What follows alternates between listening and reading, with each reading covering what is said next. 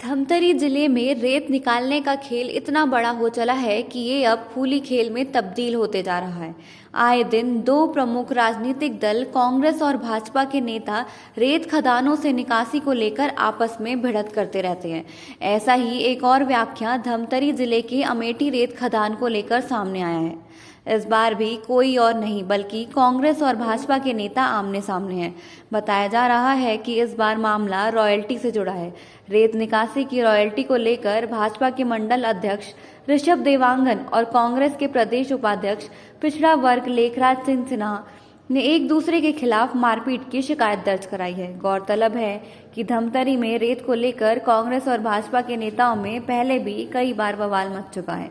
यहां तक कि इसे लेकर प्रदेश की सियासत तक सरगर्म हो चुकी है। बहरहाल अब की बार क्या और कितना बड़ा ये मामला बनता है, ये देखने वाली बात होगी। अभी घटना ये हुई है कि अमेठी एक लीगल घाट है। अमेठी घाट से कुछ ट्रैक्टर वाले रेत लेके जा रहे थे। उनसे बोला गया कि इस ट्रैक्टर का पैसा आप दो, नॉमिनल रेट है वहाँ पे, वो रेट पैसा नहीं दिया। बोले ये गाड़ी ऋषभ भैया की है। ठीक है, ऋषभ भैया की तो रॉयल्टी लेके जा रहे थे। इनको सूचना थी कि माइनिंग की कार्रवाई है, माइनिंग वाले निकले हुए हैं, जो भी है तो रॉयल्टी लेके गए। तो बोले ठीक है, रेत का पैसा नहीं दे रहे हो, रॉयल्टी का पैसा दो। रॉयल्टी राजस्व का नुकसान मत करो, राजस्व का नुकसान करोगे ये पैसा तो हमको पटाना ही है। बोले नहीं। इतने में बात हुई, ट्रैक्टर को हमने जहाँ पे रोका था वहाँ पे ऋषभ भाई साहब पहुँचते। ऋषभ देवांगन जी बीजेपी के नेता हैं, गंगरेल मंडल अध्यक्ष बताते हैं अपने आप को। पहले से उनसे मेरे परिचय हैं। उनके द्वारा जो बोला गया था, जो भी गाड़ियों को फ्री चलने दो, हमने फ्री भी किया। बोला गया कि अभी मैं तुमको बोला था कि प्रदेश अध्यक्ष का दौरा था, तुमको जो फंड बोला था वह नहीं हुआ। ठीक, ये बात हुई। बोले क्षेत्र की बात करते हैं, क्षेत्र मेरा है, यहाँ चलाओगे खदान तो पैसे तो लगेंगे। मतलब भैया लीगल घाट है, कोई नहीं रेत की कमाई क्या है मैं नहीं जानता क्या। और अभी भी ये झूठा रिपोर्ट लिखाने यहाँ थाना में आके बैठ गए और अपने लोगों को बुला क्या ये लगातार अवैध वसूली करते थे आपसे? हाँ, ये मैं पिछले 3 महीनों से इनके बारे में सुना था, लेकिन 3 महीनों में कोई भी ऐसी जानकारी ये मेरे पास पुख्ता नहीं थी कि ये पैसा लेते ही हैं। लेकिन 16 अक्टूबर से जब से मैंने खदान चालू किया है तब से इनके द्वारा ये फ़ोन आता है कि ये गाड़ी हमारी, ये गाड़ी फ्री चलेगी। मैं बोला भैया गाँव के लिए है गाड़ी, तो आप फ्री चले दो, हमको कोई दिक्कत नहीं है। हमने गाड़ी को फ्री भी किया। क्षेत्र का मामला है, क्षेत्र के लोग हैं, चलो जुड़े हैं, कोई 1-2 गाड़ी में कोई बात नहीं। लेकिन जब ये राजस्व को पैसा नहीं पटाएंगे, पिट पास दिखाओ, जब फाड़ने वाली बात आई ना, तब वहाँ पे हमसे धक्का मुक्की हुआ और लोग इनके ही ज़्यादा थे वहाँ पे और इनके लोग ही द्वारा धक्का मुक्की हुआ है। और ये रिपोर्ट लिखाने में झूठा है। अपने लोगों के धक्का मुक्की में ये गिर गए नीचे और थोड़ा मुँह से खून वगैरह आया है इनके।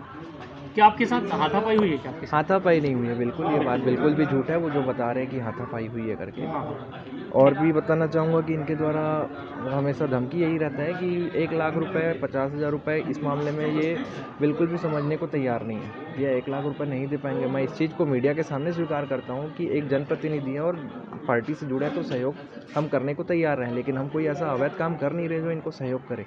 और अभी भी ये जो रणनीति और इनकी जो तैयारी चल रही है, ये इनके पास कुछ मुद्दा है नहीं बड़ा। इस मुद्दे को लेके, रेत खदान के मुद्दा को लेके सरकार के खिलाफ, सरकार को घेरने की तैयारी में, मुद्दे तो कुछ है नहीं इनके पास। अब ये अपनी वसूली के लिए, अभी तो एक आदमी वसूली कर रहा था, भाजपा मंडल अध्यक्ष, अब तो ये अपने तमाम पदाधिकारियों को यहाँ थाने में बुला के बैठा लिए और वसूली की तैयारी करें। और मैं आपको बता दूं, इनके धरना देने से पहले इनकी आगामी तैयारी यही होगी कि हम धरना में बैठ जाएं और रेत खदान के ऊपर दबाव बनाएं, शासन प्रशासन के ऊपर दबाव बनाएं। और हमारा मंथली अगर लेखराज 1 लाख रुपये का पैसा नहीं दिया गया और 1 लाख रुपए का डिमांड किया गया है, तो वो बात वो साबित करेगा। कोई कॉल रिकॉर्डिंग होगा या वीडियो रिकॉर्डिंग होगा या मैं कोई आदमी भेजा होगा, वो इस बात को साबित करे। और रहा सवाल, वो इस बात का सत्यता आप लोगों से इससे पता चल जाएगा कि बार बार मांग किए जाने के बावजूद खनिज प्रशासन अमेठी खदान का सीमांकन क्यों नहीं करवाता।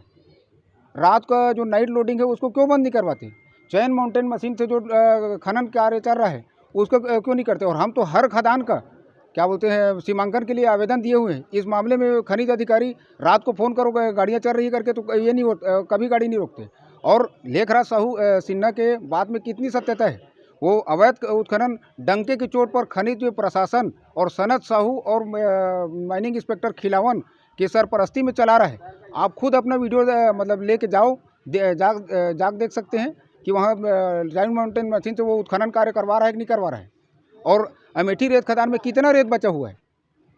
उनका ये भी कहना है कि आपके द्वारा पीट पास को फाड़ दिया गया जब पैसा नहीं। हाँ, तो उसका भी वीडियो रिकॉर्डिंग होगा। वो मेरे साथ मारपीट किया है, इसको वीडियो रिकॉर्डिंग मैं आपको दे देता हूँ। और वो लोगों के साथ भी जो मारपीट किया है, जो गाली गलौज किया है, उसका भी वीडियो रिकॉर्डिंग है, सारा चीज़ है।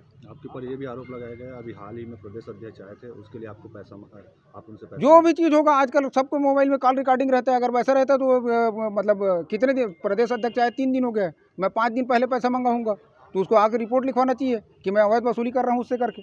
जब वो काम सही कर रहा है तो क्यों पैसा देखो, मैं आपको पैसा मांगूंगा दोगे क्या? आप 1 लाख रुपये दो, 50,000 दो करके मांगूंगा दोगे क्या? अभी आप क्या चाहते हैं? अभी तो ये इनके ऊपर तो कार्रवाई करने से रही पुलिस, क्योंकि काउंटर रिपोर्ट आप लोगों को दिख रहा है, कपड़ा मेरा फटा हुआ है मुंह से खून मेरा निकल रहा है।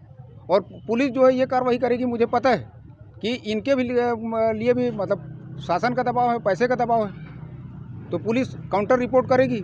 मेरा मांग ये है कि सभी खदानों का सीमांकन हो, नाइट लोडिंग बंद हो, चैन माउंटेन मशीन हटाया जाए और सभी हाईवा का पीट पास चेकिंग किया जाए, क्योंकि एक पीट पास से कई गाड़ियाँ निकलती है और रोज़ाना शासन को लाखों रुपये का नुकसान हो रहा है। बात को लेकर कि कुछ 2 पार्टियों के बीच में रेत या कुछ गाड़ियों को लेकर कुछ आपसी विवाद हुआ था, जिसकी शिकायत प्राप्त हो रही है, उसमें कार्रवाई की जा रही है।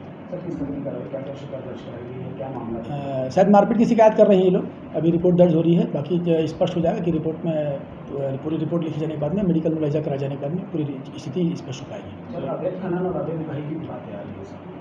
अभी तक बात मेरे तक नहीं आई है, जो भी लोग शिकायत कर रहे हैं उसके हिसाब से जो भी चीज़ें आएंगी सामने उसके ऊपर कार्रवाई की जाएगी। सर दोनों पक्षों का अभी दोनों पक्षों की तरफ से शिकायत मिल रही है, जैसा भी उसमें जांच पर पाया जाएगा उसके हिसाब से कार्रवाई की जाएगी। टाइम 8 छत्तीसगढ़ के लिए धमतरी से विशाल सिंह ठाकुर की रिपोर्ट।